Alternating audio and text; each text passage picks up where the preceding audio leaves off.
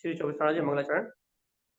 ओवं ओवन्ने ओवन्ने विन्दे विन्दे भवेन विज्ञानमि विनेयं स्वयं कोटिपान्नमिनन्तानन्त स्वयं च सूर्यं शुद्धं च शुद्धात्मेनं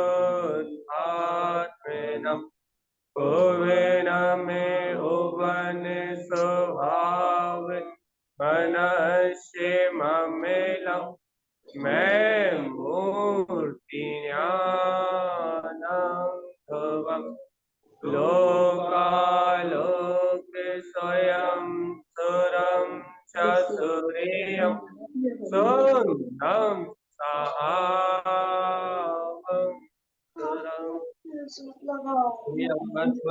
संत तारण प्रकाश की जय हो। द्वारा वर्षा हुआ ये अमृत उपदेश श्री 24 ग्रंथ की, जहाँ पर निरंतर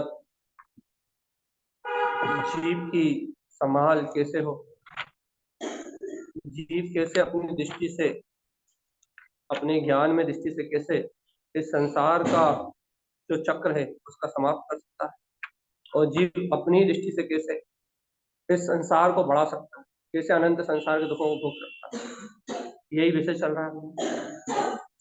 क्योंकि अपन सुनते तो हैं, क्या सुनते हैं भैया, कि सारा खेल दृष्टि पे निर्भर करता है।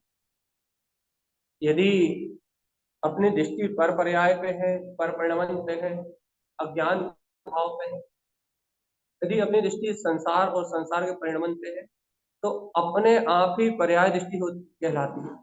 पर्याय दृष्टि मतलब जो एक एक समय का जो परिणमन चल रहा है, ये अपने को पूर्व कर्मों के उदय के कारण चल रहा है। पहले पूर्व भाव में अपन मंद कसाई जीव, अपनी कसाय मंद थी, अपने परिणाम शुभ थे, दान दया परोपकार के परिणाम थे, तो आज अपने मनुष्य भाव मिल गया। तो मनुष्य भाव के साथ साथ पुण्य की सामग्री, धन दौलत वैभव, जो रिश्तेदार नातेदार परिवार, जितना भी संयोग मिला है, ये किस उद्देश्य से मिला भैया? अपने जो पूर्व भाव में समता के परिणाम थे, सम्यक्त के परिणाम थे, उन परिणामों के फल से हमें ये सब प्राप्त हुआ कि नहीं हुआ? हमारे परिणामों का फल है कि नहीं है? और किसी चीज का फल तो नहीं। हमारे जो परिणाम थे उनके फल है। आज हम मनुष्य भाव, उत्तम गति और ये जो कुछ भी मिला है, और इसमें जो असाता वेदनी आदि कर्म मिले अपने, जैसे कि पीड़ा मिली, दुख मिला, हानि मिली, क्या बोलते हैं, अपने मन से विपरीत संयोग मिले, ये सब पाप कर्म के वजह से मिले कि नहीं? तो पुण्य कर्म के उद्देश्य से अपने को बाहरी सारी वस्तुएं मिली जिसमें अपन उलझे हुए, और पाप कर्म की वजह से अपने को जो जिससे अपने उद्देश्य होता है, अपने मन में कले होती है, अपन दिन रात चिंता में लगे रहते हैं, वो सब पाप कर्म की वजह से मिला। तो अपने को वर्तमान में जो भी प्राप्त है, जो भी संयोग में है, चाहे वो राग भाव हो, चाहे द्वेष भाव हो, चाहे कर्ता बुद्धि हो, चाहे मंदिर आना हो, चाहे पूजा करना हो, चाहे पाठ करना हो, ये जो कुछ भी संयोग अपने को वर्तमान में प्राप्त है, वो सब पूर्व पूर्व प्रारब्ध के अनुसार, जो आपका प्रारब्ध था, जो आपने बोया था, वो है। और जो अपन ने पूर्व में बोया था ना, वो आज परिणमन में चल रहा है। जैसे उदाहरण देते हैं अपन, तो टीवी में जब अपन पिक्चर देखते हैं या नाटक देखते हैं, कोई भी सीरियल आदि देखते हैं, तो वो क्या सीरियल तुरंत चल रहा है क्या? लाइव प्रोग्राम भी आ रहे हैं आजकल, लेकिन आप उसकी चर्चा नहीं कर रहे हैं। अपन कर रहे हैं जैसे आप पिक्चर देख रहे हो कोई, तो वो पिक्चर कितने साल पहले, कितने समय पहले पिक्चराइज हो गई, उसका एक एक जो पार्ट है, उसकी जो एक एक चीज है जो आप देख रहे हो, वो एक्टिंग कितने पहले हुई, और अब आप कब देख रहे हो? 1 साल बाद, 6 महीने बाद, साल भर बाद, और आप क्या समझ रहे हो? देखो एक क्या घटना घट गई, ये सब परिणाम चल रहा है। तो उस पिक्चर को जो आप देख रहे हो सामने चलता हुआ, वही सत्य लग रही ना, लेकिन वो प्ले कब हुई है, बनी कब है, एक्टिंग कब हुई है, वो पूर्णतः काल्पनिक हुई है। मतलब जो उसके पात्र घटना है सब झूठे हैं, तो उनकी रियल जिंदगी से बिल्कुल अलग हुई। लेकिन अपन जब उसे देखते हैं तो अपने को सत्य लगती कि नहीं लगती? उसी में मनोरंजन करते कि नहीं करते? उसी में अपनत्व का भाव प्रकट होता कि नहीं होता? ऐसी पर्याय दृष्टि मतलब क्या है कि ये जो अपना मन वचन काया परिणमन चल रहा है, घर का, पुत्र का, परिवार का, ये जो अपना परिणमन चल रहा है, ये पिक्चर भी पहले ही बन चुकी है। पहले ही बन चुकी मतलब अपने पूर्व में अपने भाव के अनुसार अपने जैसे कर्म बंधे थे, ये पिक्चर पहले बन चुकी है अपनी। अब ये पिक्चर रंग, हाँ, ये पिक्चर अब मनुष्य भाव में रिलीज हो रही है। ये जो अपना परिणमन चल रहा है ना, ये रिलीज होना है। ये पिक्चर रिलीज हुई है, जो अपने पहले बनाई थी पिक्चर, फिल्म जो रिकॉर्डिंग हुई थी, वो अब रिलीज हो रही है। तो देखो, आज अपन जो टीवी देख के, पिक्चर देख के टाइम बर्बाद करें, मनोरंजन करते हैं ना, महारस आता है ना, वैसे ही अपन ये पुण्य पाप की वजह से पिक्चर चल रही है, जो नाटक चल रहा है, इसको अपन जो देख रहे हैं ना, इसको कहते हैं पर्याय दृष्टि। मतलब पहले बनी हुई पिक्चर को देखने में मस्त हो, जो पहले बनी है इसे कहते हैं बासी भोजन, जो पूर्व में बोया था उसका उदय मिल रहा है, और इस बासी भोजन को करने में कहीं सुखी हो, कहीं दुखी हो। तो पूर्व में बनाया हुआ भोजन, पूर्व में ग्रहण किया हुआ भोजन को ग्रहण कर रहे हो, इसमें सुखी दुखी हो रहा हो, इसका नाम है पर्याय दृष्टि। कि अपने को क्या दिखाई दे रहा है, वर्तमान में जो प्राप्त है, वर्तमान में जो पर्याय चल रही है, वो दिखाई दे रही है। लेकिन अपना गायक तत्व भगवान आत्मा दृष्टि में नहीं आ, पर्याय अतीत, मतलब ये जो वर्तमान पर्याय चल रही है ना, इस उस पिक्चर में जो घटना चल रही है ना, यदि आपको ये बोध आ जाए, क्या बोध आ जाए, देखो तो जो उसमें एक्टिंग कर रहा है, देखो उसका जीवन तो बिल्कुल अलग है, और बाहर जो एक्टिंग हो रही है वो तो बिल्कुल अलग है। यदि आपको ऐसा बोध आ जाए तो आप उसमें तन्मय नहीं हो सकते, आपको उसमें अपनेपन की भावना नहीं आ सकती, आप उसमें रो नहीं सकते, उसमें हंस नहीं सकते, यदि आपको सत्य का बोध हो जाए। ऐसी भगवान आत्मा यदि चलते हुए परिणमन में उठते बैठते खाते पीते बोलते बताते, ये सारा बाहर का जो परिणमन चल रहा है, यदि इस सारे परिणमन में आपको ये बोध आ जाए, देखो तो ये सारा परिणमन तो कर्मोदय के अधीन चल रहा है, और मैं इससे भिन्न गायक तत्व परमात्मा ही हूँ। तो आप इस परिणमन से जुड़ नहीं सकते। सुनो तो भगवान आत्मा, अपनी पर्याय दृष्टि ही अनंत संसार को बढ़ाती है। अपनी जो पर्याय दृष्टि है ना, पर पर्याय की दृष्टि, वो अनंत संसार को बढ़ाती है। और अपनी भैया दृष्टि इस बाहर के परिणमन से पलट जाए और निज अंतरात्मा की ओर आ जाए, जिन्हें भगवान की वाणी को स्वीकार कर ले, जिन्हें भगवान के उपदेश को स्वीकार करके यदि इस परिणमन में रहते हुए भी यदि हमें भिन्नता भाषित होने लगे, तो ये परिणमन तो पूर्व कर्मों की वजह से हो रहा है, तो मैं आत्मा इससे बिल्कुल अलग हूँ। तो क्या होगा भैया, इसे कहते हैं दृष्टि का बदलाव, इसे कहते हैं स्वभाव दृष्टि, इसे कहते हैं तत्व दृष्टि। भगवान तत्व दृष्टि कहो या तत्व श्रद्धान कहो, इस तत्व श्रद्धान से ही जीव को मुक्ति की प्राप्ति, कुछ नहीं करना। अच्छा बताओ, टीवी देखते देखते, पिक्चर देखते देखते यदि लड़की की विदाई हो रही हो और आप रोने लगो, तो आपका रोना कितना सार्थक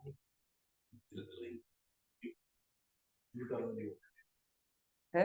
मान लो टीवी देख रहे हो आप और हीरो की पिटाई हो रही हो, और आपको अच्छे से रोना आ रहा हो, भैया अरे कितना पिट रहा है, कितना दर्द हो रहा है, कितनी वेदना हो रही है, बताओ आपकी वेदना कितनी काम की?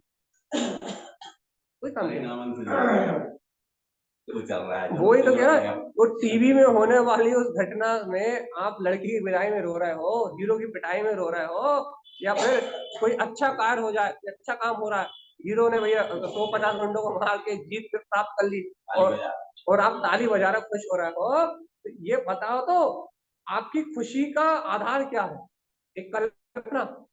आप आपके दुख का आधार, आपकी खुशी का आधार क्या है? कल्पना। विदाई हुई तो रो दिया, भैया हीरो के साथ बुरा हुआ तो रो दिया, हीरो ने अच्छा कर दिया तो हंस दिया, आपकी खुशी का आधार क्या है?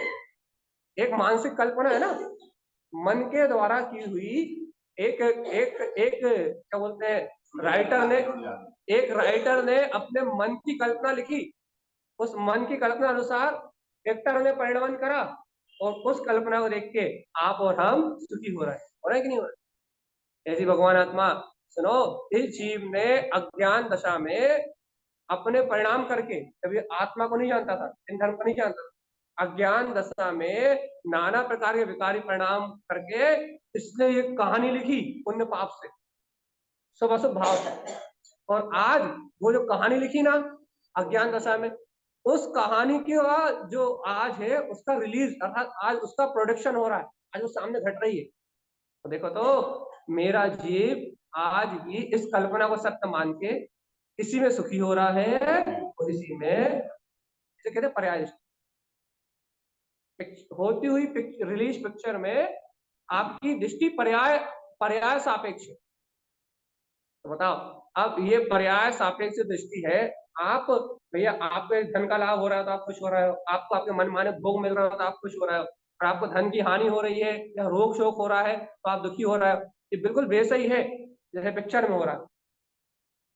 अपनी मनमानी वस्तु मिल रही है तो प्रसन्नता हो रही है, मनमानी वस्तु नहीं मिल रही तो दुख हो रहा है। ये वो ही है जैसे कि पिक्चर में देख के आप हंस रहे हो ना, रो रहे हो ना, वैसे ही है यहाँ होते हुए परिणाम को देख के कहीं सुखी हो रहे हो, कहीं दुखी हो रहे हो। इतना बोध नहीं आ रहा भगवान जी, इतना बोध नहीं आ रहा कि मेरा आत्मा, मेरा चैतन्य तत्व आत्मा तो इन सारी सुख दुख की कल्पनाओं से परे है।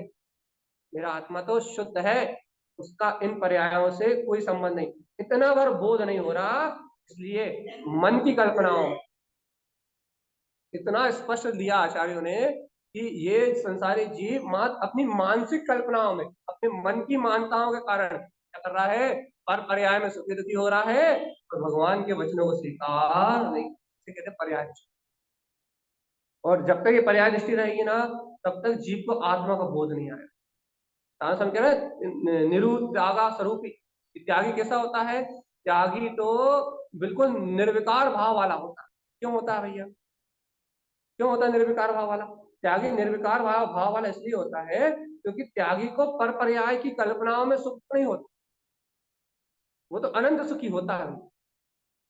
कैसे अनंत सुखी होता है? क्योंकि उसे पता है कि पूर्व में परिणाम करे उसका फल वर्तमान में मिल रहा है, अभी अपन जैसे परिणाम करेंगे उसका फल भविष्य में मिलेगा। या यदि इस समय हम अपरिणामी, अपरिणामी मतलब राग देश विकार भाव में परिणमित न होने वाला, यदि हम अपरिणामी भगवान आत्मा का स्वीकार करेंगे तो अपने आप ही मुक्ति की प्राप्ति हो जाएगी। सिर्फ ये इतना सा ज्ञान न होने के कारण से अपने को उस तत्व का, सत्य का बोध नहीं हो रहा।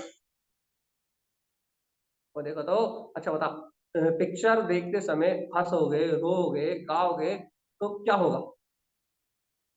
कुछ नहीं होगा, कर्म ही तो बनेंगे ना,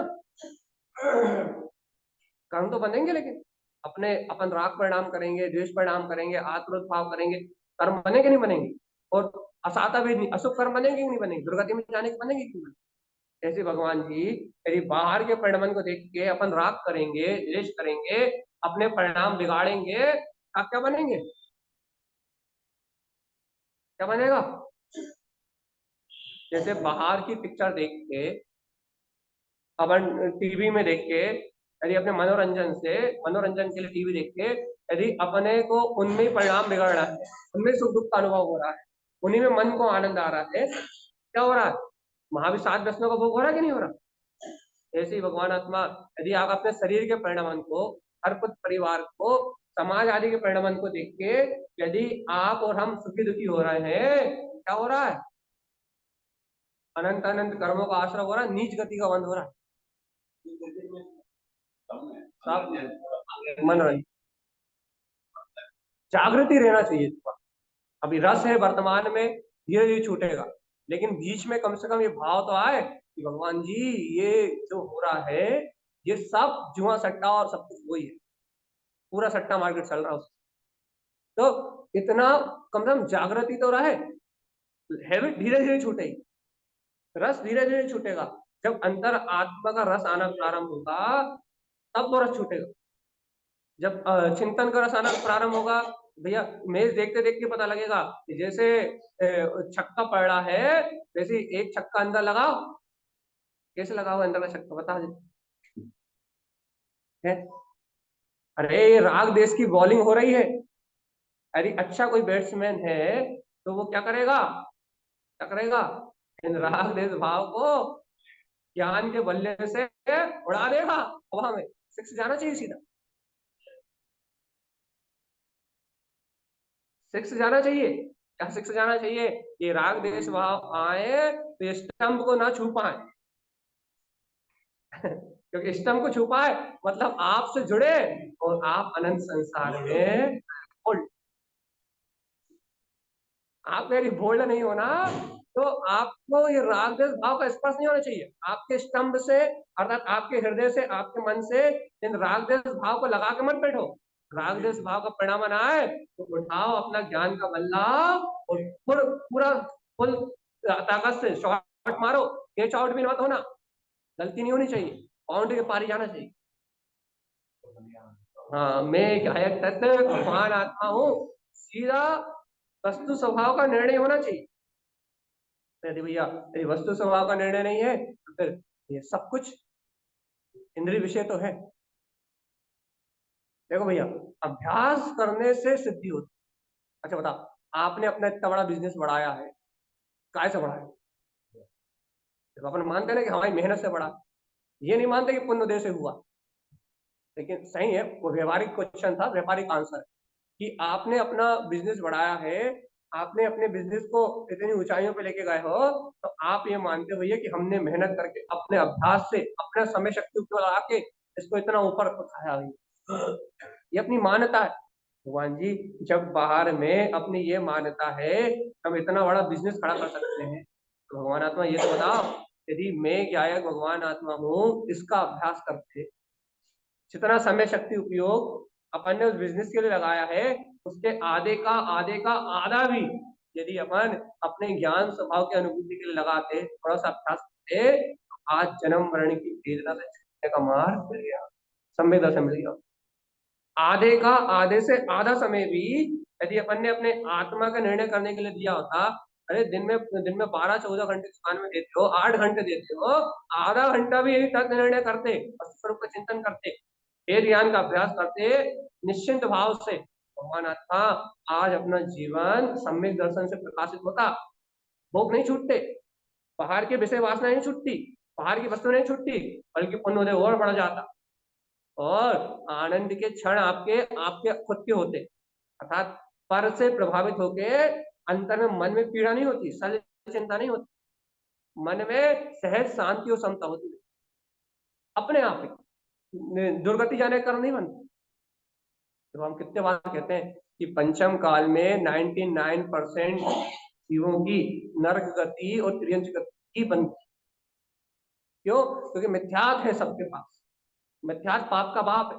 आज जितनी भी बेमानुषता दिख रही है, पाप बढ़ता हुआ दिख रहा ना, उसका मूल मिथ्यात है। क्योंकि जीव भैया सदाचार, समता भाव और धर्म को जानता नहीं है।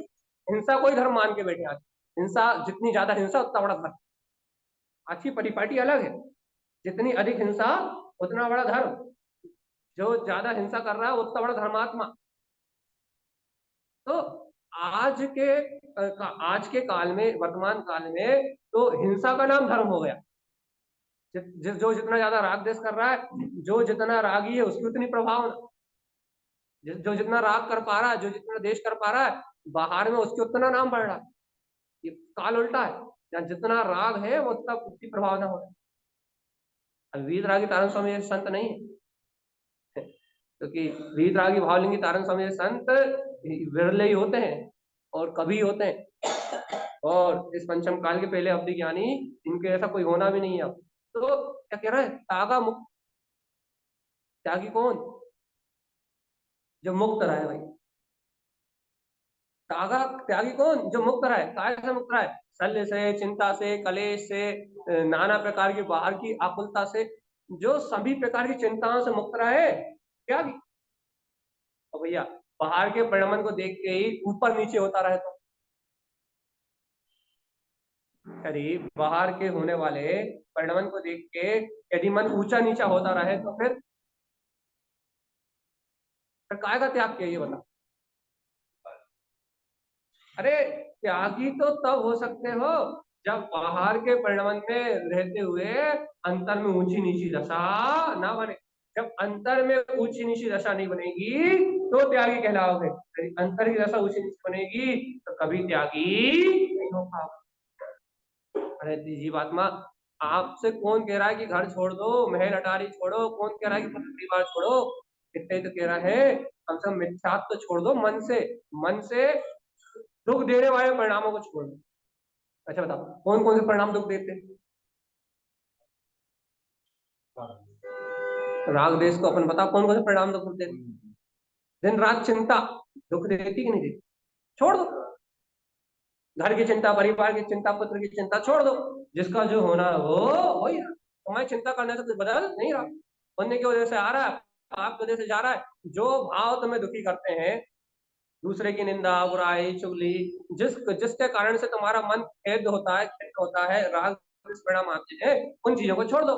तो जिससे तुम्हें आनंद बढ़ता है, सत्य का चिंतन, वेद ज्ञान, भजन सुनना, भक्ति करना, स्वाध्याय करना, जिससे तुम्हारा आनंद बढ़ता है, उस माध्यम को अपनाओ। जिससे खेद खिन्न होते हो, उस वस्तु को छोड़ दो। और जिससे अंतर का आनंद बढ़ता है, उन निमित्तों को अपनाओ। वो कब अपनाओ भैया? जब तुम्हारे मन में खेद खिन्नता चले, आकुलता बढ़े। ऐसा थोड़ी ना कि भैया हम तो ये कह रहे हैं तुम अपने दुख दुख के क्षण चिन्वाणी को दे दो, और जितना तुम्हें पुण्य पुण्य देना, सुख सुख के क्षण है ना, उतने में तुम खूब खाओ पियो नाचो ऐश करो। और जितने जितने तुम्हारे दुख दुख के क्षण है ना, समझ में आ रही कि नहीं आ रही? हम आपसे सुख के क्षण नहीं मांग रहे। आप भैया बड़ी मुश्किल से पुण्य का उदय मिला, खा लेने दो, पी लेने दो, नाच लेने दो, आराम कर लेने, ठीक। जितने तुम्हारे सुख सुख के क्षण है, उतने तुम क्या बोलते हैं रख लो अपने पास। और जितने दुख दुख के क्षण है ना, उन सारे दुखों के क्षणों में ये संकल्प ले लो, जरा सी चिंता होगी, जरा सा आकुलता होगी, जरा सी वेदना होगी, जरा सा मन में थोड़ी सी उलझन आएगी, थोड़ी सी भी जो चिंता होगी, इधर उधर के विकल्प आएंगे, एक दूसरे की निंदा चुगली बुराई के, मारने काटने के, देश के, राग देश के, जरा से भी दुख देने वाले परिणाम आएंगे। हम क्या करेंगे भैया? अपने तत्व का चिंतन प्रारंभ। सुख के क्षण मत दो, दुख के दे दो। चलेगा कि नहीं चलेगा? सुख के मत दो, सुख के अपने पास रख लो। जितने अच्छे, जितने समय तुम्हारा पुण्य का उदय चलता है ना, बढ़िया आनंद आता है तुम्हें, उतने क्षण मत दो। जितने समय तुम आकुलित रहते हो ना, उतने क्षण दे दो। अपना दुख तो दे दो जनवाणी को। सुख नहीं दे सकते तो दुख दे दो। नहीं दे सकते, दुख भी नहीं दे सकते। मतलब ये, मतलब ये बात पक्की है कि जीव को कसाय में, कलुष भाव में रस आता।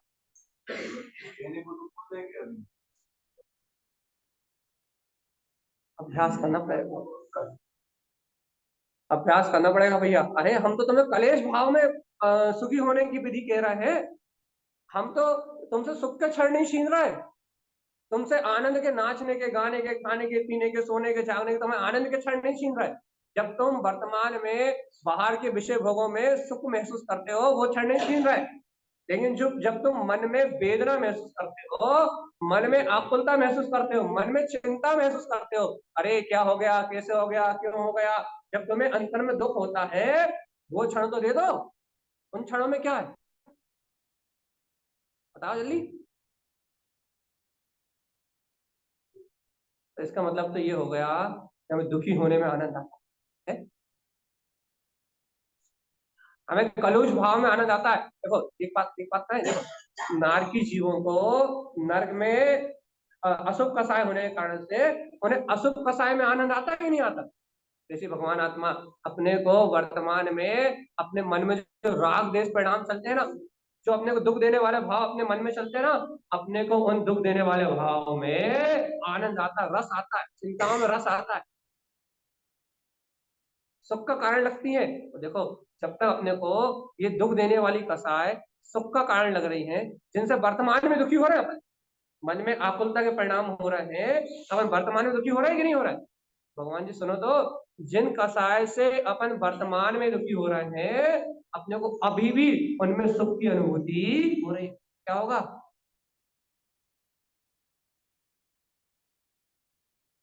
अच्छा बताओ, मन में जब किसी के प्रति बुरी भावना चलती है, अंदर दुख होता कि नहीं होता? अंदर में वेदना होता है कि नहीं, अंदर टेंशन होती है कि नहीं? यदि कोई काम नहीं हो और उसकी चिंता अपने मन में आ जाए कि ये काम क्यों नहीं हुआ, तो उसकी चिंता में उस कार्य के ना होने के कारण से उसकी चिंता में अपने को पीड़ा होती कि नहीं होती। और देखो ये आचार्य तारण स्वामी कह रहे हैं उस पीड़ा से मुक्त होने का उपाय, जो मन में चिंता हो रही है, यदि उस समय तुम वस्तु स्वभाव का निर्णय कर लोगे, भगवान जी ये परिणमन तो ऐसे ही होना था, देखो तो भगवान के ज्ञान में जैसा आना था वैसे ही हुआ। यदि तुम ऐसा चिंतन करके और अपने स्वभाव की ओर आ जाओगे, तुम्हारा दुख खत्म होगा कि नहीं होगा? अंतर का दुख मिटेगा कि नहीं मिटेगा? जीवात्मा, जब अंतर का दुख मिटाने की विधि तुम्हारे पास है, तुम ये बताओ तुम आकुलता से अलग क्यों नहीं होना चाहते? घर की चिंता से, दुकान की चिंता से, परिवार की चिंता से, व्यापार की चिंता से, सारी चिंताओं से तुम छूटना क्यों नहीं चाहते? दुख से सुख से नहीं, दुख से क्यों नहीं छूटना चाहते? दुख से मुक्त होने का उपाय क्यों नहीं आ रहा? वस्तु स्वभाव का निर्णय करके दुख से मुक्त होने का उपाय क्यों नहीं आ रहा? ये बोध क्यों नहीं आ रहा? भगवान जी, अरे काम भोग के समय तुम अपना अपने पास रख लो, जब तुम विषय सुखों को भोगते हो अपने पास रख लो, लेकिन भगवान जी जिस समय दुखी होते हो उस समय तो अपनी निज आत्मा की शरण में आ जाओ, जिनवाणी की शरण में आ जाओ, जिन्हें भगवान के उपदेश को स्वीकार उस समय तो कर लो। क्योंकि जिस समय तुम दुख के काल में भी यदि भगवान की वाणी को स्वीकार करोगे तो इस वाणी से सुख मिलेगा, तो तुम्हें आस्था हो जाएगी। वास्तव में सुख तो आत्मज्ञान से, भगवान की आज्ञा को स्वीकार करने से ही मिल सकता है। नहीं तो भगवान जी, भौतिक सुख तो क्षणभंगुर है, कभी सुख और कभी दुख। इतना तो निर्णय कर सकते हैं नहीं? कितना अच्छा उदाहरण है भगवान जी। पिक्चर चल रही है और भैया क्या हो रहा है, बताओ कोई घटना। पिक्चर चल रही है, क्या हो रहा है?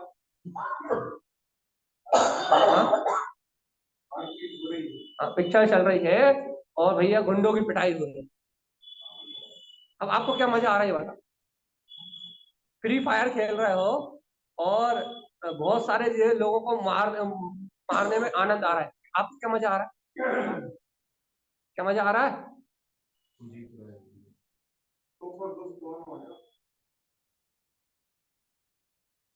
अच्छा बताओ, अपने को उस कसाय में सुख लग रहा है कि सामने वाले की को जो मारा जा रहा है, पीटा जा रहा है, अपने को उस कसाय में सुख का वेदन हो रहा है, जबकि वो यथार्थ है कल्पना। मतलब बात ये है कि वो दृश्य एक समय की कल्पना है, वो चलने वाला दृश्य मात्र एक समय का परिणमन है। तो सुनो तो, उस दृश्य में आप सुखी हो रहे हो, उस दृश्य में आप आनंद मान रहे हो। सोचो तो, उस एक समय के दृश्य में जो आप आनंद मान रहे हो या आकुलता मान रहे हो, वो एक काल्पनिक सुख है कि नहीं? हिंसा नंदी रोग ध्यान तो है ही, हिंसा में आनंद मानना, वही काल्पनिक दृश्य में आनंद मान रहे कि नहीं मान रहे? अच्छा बताओ, टीवी में चलने वाले एक काल्पनिक दृश्य में अपने को आनंद की अनुभूति हो रही है, ऐसे ही भैया अपने जीवन में घटने वाली सारी घटनाएं, सुनो सावधान, ये अपने जीवन में घटने वाली सारी घटनाएं भी पूर्व कर्म उदय से हो रही है भैया। सुनाई दे रहा है कि नहीं? अपने जीवन में घटने वाली ये सारी घटनाएं भी पूर्व कर्म उदय से हो रही हैं। अच्छा, धन दौलत पैसा पुत्र परिवार मकान दुकान जो कुछ भी मिला है, ये पूर्व कर्म उदय से मिला है।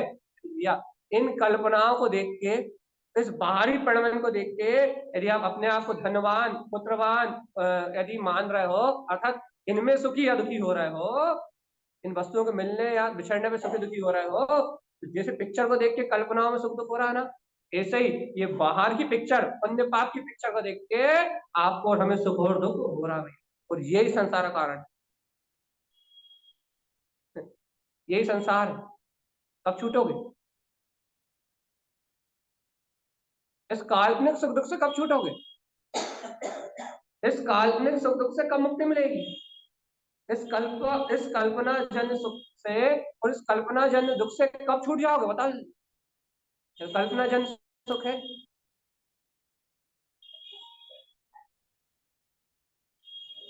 देखो इसमें आनंद मानने का जो पाप कर रहे हैं अपन, इस परिणमन में अपनापन करने का जो दोष कर रहे हैं, जैसे देखो वहां पिक्चर चल रही हो, आप ये मान लो भैया, देखो वो क्या बोलते हैं क्या बोलते हैं वहां जो घटना घट रही है वो मेरे साथ ही हो रही है, तो आपको वो जो दुख हो रहा है वो आपकी कल्पना के कारण, मेरा मानने के कारण दुख हो रहा है। ऐसे ही भगवान आत्मा, सावधान सावधान, इस संसार में जितना भी परिणमन चल रहा है इसमें सुखी दुखी इसलिए हो रहा हो, इसे अपना मान रहे हो। हमें अपने जिनेश्वर स्वभाव का, अरिहंत सिद्ध स्वभाव जो अपनी आत्मा में है, उस स्वभाव का बोध नहीं। अपने स्वभाव का बोध ना होने के कारण से ये कल्पना हमें सुख दुख का कारण लग रही है, अपने स्वभाव का बोध ना हो। और कब तक, कब तक? अनंत काल तक, है ना?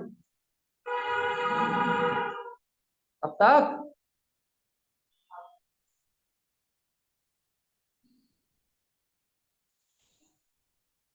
कब तक इस झूठे संसार को, कब तक इन कर्मों के परिणमन को, कब तक इस मन के रस को, मन की कल्पना को अपना मान के, कब तक जीवात्मा इस संसार में पागल बने रहोगे? मन के पागलपन के चक्कर में, पांच इंद्रिय के भोग के चक्कर में कब तक इस संसार में सुख और दुख मानते रहोगे जीवात्मा? तब तुम्हें ये स्वीकार होगा कि मन तो थोड़े समय के लिए प्राप्त हुई वस्तु है। मन की कल्पनाएं कब तक? जब तक संगी पंचेंद्रिय मनुष्य पर्याय में हो। जिस दिन मनुष्य पर्याय छूट गई उस दिन ना मन रहेगा, ना मन की ये कल्पनाएं, ना पुत्र, ना परिवार, ना धन, ना धन, ना ये कुटुंब, ना कबीला, ना परिवार रहेगा, ना पुत्र रहेगा, ना ये सारे संयोग रहेंगे। जब तक मन है ना, तब तक मन के द्वारा रची हुई सारी परिवार की, कुटुंब कबीले की कल्पना है, धन दौलत विषय भोग सबकी कल्पना है। बताओ, मन नहीं रहेगा ये कल्पनाएं रहेंगी क्या? ये बात पक्की है ना? मन है तो माँ है, पिता है, भाई है, बहन है, ये धन है, दौलत है, विषय सुख है, इंद्रिय के पांच इंद्रिय के भोग है। यदि मन नहीं तो कुछ नहीं, सब खत्म। शांति नहीं है। यदि मन नहीं है और एक इंद्रिय दो इंद्रिय पर्याय में चले गए, अरे भगवान जी, एक मिनट में 24 बार जन्म मरण की वेदना है। शांति नहीं है, महाभयानक पीड़ा है। इसलिए समय रहते चेताती जनवाणी, समय रहते आत्मा को बोध कराती जनवाणी। जीवात्मा मन के, जिन मन के सपनों को देख के, जिस जिस जिस काल्पनिक सपने को देख के, जिस मानसिक कल्पना को करके तुम आज सुखी हो ना, ये कल्पना कराने वाला मन ही नष्ट हो जाएगा। आज जो मन पागलपन में लगा हुआ है ना, इंद्रिय विषय सुख के पागलपन में, कल ये मन ही छूट जाएगा। बताओ तो जीवात्मा, बिना मन के क्या करोगे? क्या करोगे? जन्म और मरण, बस। बिना मन के जन्म मरण के अलावा कुछ नहीं होगा। ना कोई निर्णय हो पाएगा, ना कुछ अपना मान नहीं पा, मतलब अपने मान रूप विचार नहीं कर पाया हो। विचार तो रहेगा लेकिन कोई कल्पना नहीं होगी। भगवान जी, कल मन छूट जाए और मन छूटने के बाद मन की सारी कल्पनाएं, सबकी कल्पनाएं भुला जाए, इसके पहले आज ही छोड़ दो ना। क्या? क्या छोड़ दो? क्या छोड़ दो? आज ही छोड़ दो ना, क्या? हाँ,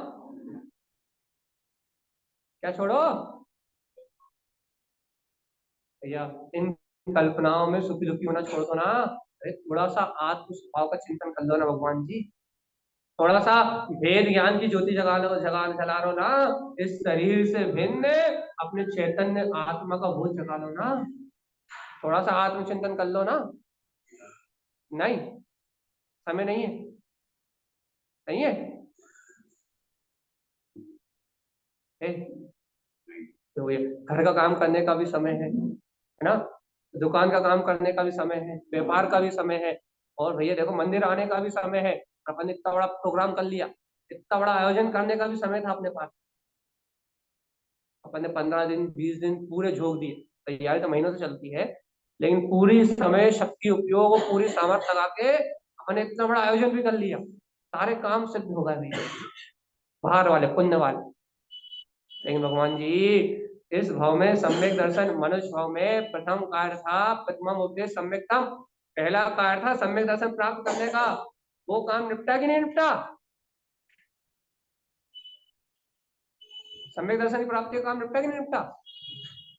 ये जिसमें एड़ी चोटी का जोर लग गया, धन दौलत पैसा मन वचन का समय शक्ति उपयोग पूरी जान निकल लगा दी जिसमें, तो भाव होने से, भाव में निर्मलता होने से जिस आयोजन में अपन ने सब कुछ लगा दिया, विशाल आयोजन जिसमें अपन ने सब कुछ लगा दिया, उसके लिए तो अपन ने अपना सब कुछ समय शक्ति सब लगा दिया।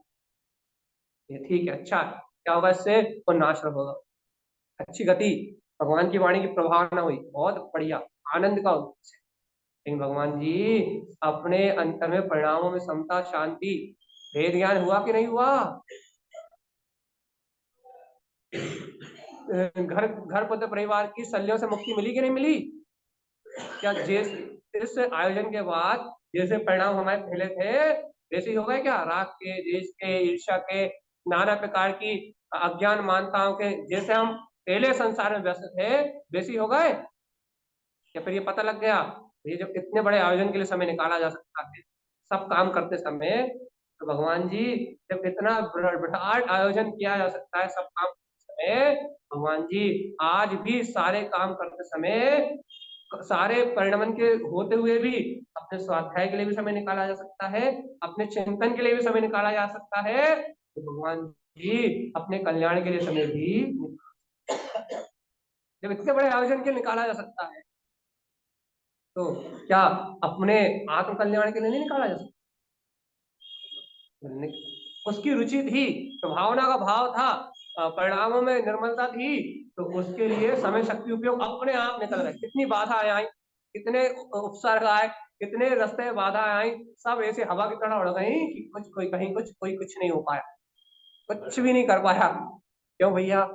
भाव में निर्मलता, होने वाला अतिशय पुण्य का प्रभाव ही ऐसा है, जो परिणमन ऐसा ही होना था, इसलिए उसमें कोई अंतराय कुछ नहीं हुआ, एक बाल वाका नहीं हुआ। भगवान जी आप ये बताओ कि वो होने वाला परिणमन व्यवस्थित था, भाव में निर्मलता थी, सब कुछ चोखा चोखा काम। और भगवान आत्मा एक बात तो बताओ, सावधान, जब अपने परिणामों की विशुद्धि से, अपने स्वभाव की विशुद्धि से अपने इतने बड़ी क्या बोलते हैं एक कार्य को इतना अपन श्रेष्ठ रूप दे दिया, एक बात तो बताओ, यदि अपन अपने आत्म स्वभाव का निर्णय कर ले, यदि अपने को जिस जनवाणी की प्रभावना अपन ने करी है, जिस जनवाणी की अपन ने जय जयकार करी है, जिस जनवाणी की महिमा अपन ने तीनों लोगों में बताई है, यदि पुष्टा करके भगवान जी उस जनवाणी को अपने हृदय में भी तो धारण कर लो, वेदी पे तो स्थापित कर दिया, एक एक लक्ष्य तो पूरा हुआ कि जनवाणी जी वेदी पे स्थापित करना है, दूसरा उससे भी श्रेष्ठ लक्ष्य क्या कि जनवाणी हमें अपने हृदय में विराजमान करना है, और इस जन्म मरण के चक्कर से ये लक्ष्य भी तो पूरा कर लो। देखो वो लक्ष्य मन बन गया था, अंतर की भावना जग गई थी, तो एड़ी चोटी का बल लगा के पूरा कर लिया। भैया जिस दिन मुझे अपने आत्मा का कल्याण करना ही है, मुझे सम्यक दर्शन की प्राप्ति करना ही है, जिस दिन ये लक्ष्य बिल्कुल पक्का बन जाएगा, मुझे अपने आत्मा का हित करना है, सम्यक दर्शन की प्राप्ति करना ही है, जिस दिन ये लक्ष्य भी पक्का बिल्कुल ठोस हो जाएगा, उस दिन ये काम भी होगा कि नहीं होगा? जब बाहर के सारे काम अपने निर्णय, सही निर्णय होने के कारण से बाहर के सारे काम जब व्यवस्थित हो सकते हैं, तो भगवान जी अपने आत्मा का निर्णय हो जाए तो अंतर का काम भी व्यवस्थित हो सकता है, बाधा तो कुछ भी नहीं, जरूरत नहीं। बाहर के काम के लिए तो अपन कितनी पूरी समाज का सहयोग, सबका अपन ने सबके भाव, उत्तम भाव की महिमा रही तो बाहर का काम होता भी है। बाहर के लिए तो निमित्त जुटाना पड़ते हैं, पैसा जुटाना पड़ता है, व्यवस्थाएं बनानी पड़ती हैं, लेकिन अंतर के लिए फिर ही अपना खुद का काम है, जब चाहे तब अपने आत्म स्वभाव को स्वीकार करो, अपनी अनुभूति करो, और अनादि काल के लिए जन्म मरण से, बाहर के लिए तो कितनी व्यवस्थाएं बनानी पड़ती है, कितना सारा यत्न करना पड़ता है, कितना सारा सब मैनेजमेंट करना पड़ता है, अंतर के लिए एक मैनेजमेंट है भैया, क्या ये चलने वाला परिणमन है उसमें सुखी दुखी मत रहो, अपने आप को स्वीकार करो। मैं तो इस परिणमन का जानने वाला हूँ, मैं तो इस परिणमन का देखने वाला हूँ, ये परिणमन तो होने वाला अपनी योग्यता से होने वाला परिणमन है। मैं तो सिर्फ सहायक तत्व महान आत्मा ही हूँ। जो भी हो रहा है वो प्रारब्ध के अनुसार हो रहा है। मैं करता धरता, अरे कहाँ अहम की भावना से अपन अपना काम बिगाड़े भैया। अपन अरहम की भावना, मैं गायक आत्मा हूँ, अरिहंत सिद्ध जैसा मेरा स्वभाव है। जो हुआ वो भी मैंने नहीं किया, और जो हो रहा है वो भी मैं करने वाला नहीं। तो क्योंकि मेरा काम तो जानना, देखना और आनंद में रहना। ये बताओ अपना काम क्या है? 10 मिनट और बस। क्या है काम अपना? क्या काम है? अरे होने वाले बाहर के उपद्रव को, उपद्रव है खाना पीना उठना बैठना सोना जागना, उपद्रव है, कर्मों के कारण हो रहा है। आचार्य भगवान ने उपद्रव कहा है, अज्ञान उपद्रव है कि नहीं? अपन ने पूर्व में अज्ञान भाव करे थे तो आज शरीर में फंसे कि नहीं फंसे? जन्म हो रहा है, मरण हो रहा है। आचार्यों ने कहा है कि जो बाहर में उपद्रव हो रहा है कर्मों का उपद्रव हो रहा है, इस होने वाले उपद्रव के बीच में भगवान जी अपने परिणाम ना बिगड़े, अपने अंतर समता का भाव रहे, अपन जीत गए, सब जीत गए। बाहर का उपद्रव हो रहा है, अपन ज्ञाता बन के देखते रहो, अपन जग जीत गए, जंग जीत गए। तो भैया वो बाहर के होने वाले उपद्रव में यदि अपन भी अपनी आड़ पेच लगाए, अपन ने अपने परिणाम बिगाड़े,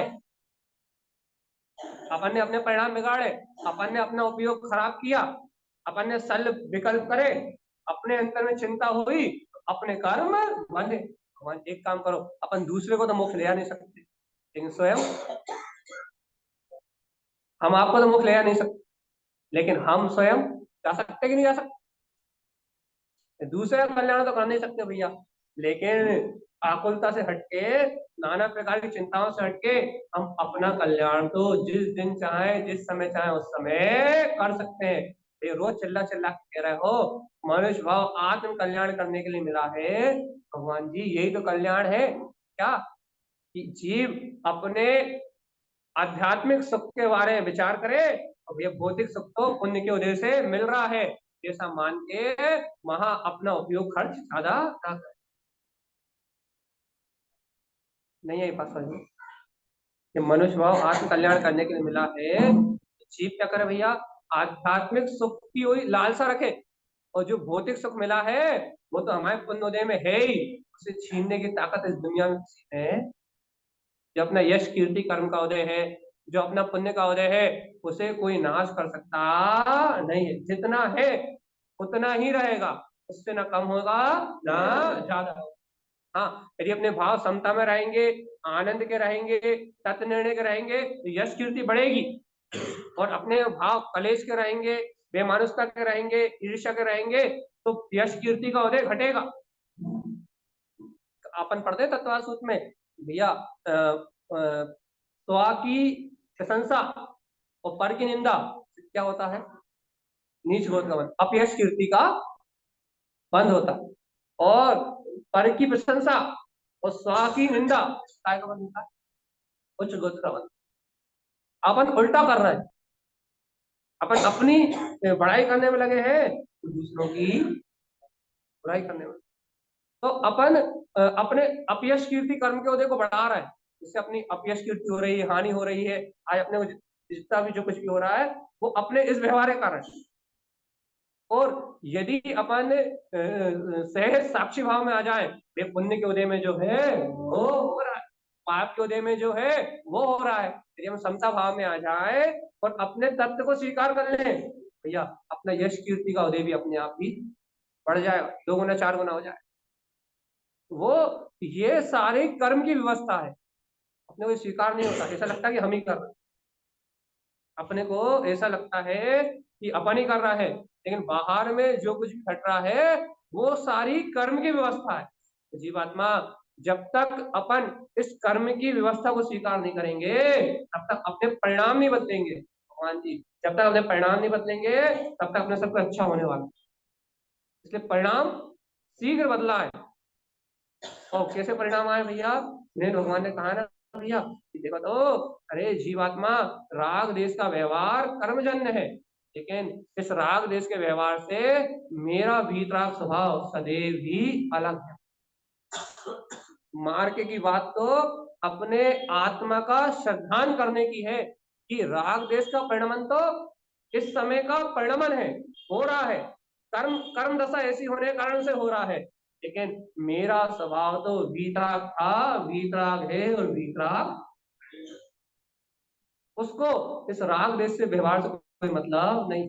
इसका ध्यान तो रखो भगवान जी, इसका स्मरण तो रखो कि राग देश के व्यवहार से, बाहर के सुख दुख से मेरे अंतर वीतराग स्वभाव का कोई संबंध नहीं है। इसके स्मरण मात्र से आपके अंतर मन की आकुलता तो, अपने अंतर मन की आकुलता तो खत्म होगी होगी भैया, बल्कि अपना जो क्या बोलते हैं, आत्म शांति तो बढ़ेगी बढ़ेगी, लेकिन अपना यश कीर्ति वैभव और समता शांति ये भी बढ़ेगा। यदि वास्तव में यदि आप चाहते हो कि भैया क्या कहें कि हमें प्रशंसा मिले, हमारे कार्य की प्रशंसा हमें मिले, भगवान जी वो आपके परिणाम बदलने पे मिल सकते हैं। परिणाम, क्योंकि सारा खेल परिणामों का है। अपन जानते, अच्छा बता, आज धन दौलत वैभव मिला है, काय के बल पे मिला? पुण्य काय के बल पे आया? स्वभाव से आया कि नहीं आया? और मान लो आज रोग मिले, शोक मिले, आज पीड़ा मिली, आज दुख मिला, तो काय के बल पे मिला? अशुभ कर्म से। अशुभ कर्म अशुभ भाव से आए कि नहीं है? अब क्या चाहते हो? तो क्या सुख, यश कीर्ति, आप यश कीर्ति यही चाहते हो? अच्छा अच्छा, यश कीर्ति चाहते हो, निरोगी रहना चाहते हो, पुण्य का और धन दौलत चाहते हो, कौन से परिणाम करने पड़ेंगे?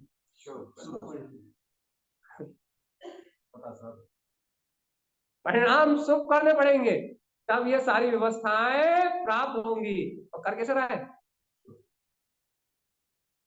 ये सब सही बताओ, तुम धन दौलत चाहते हो या छोड़ना चाहते हो?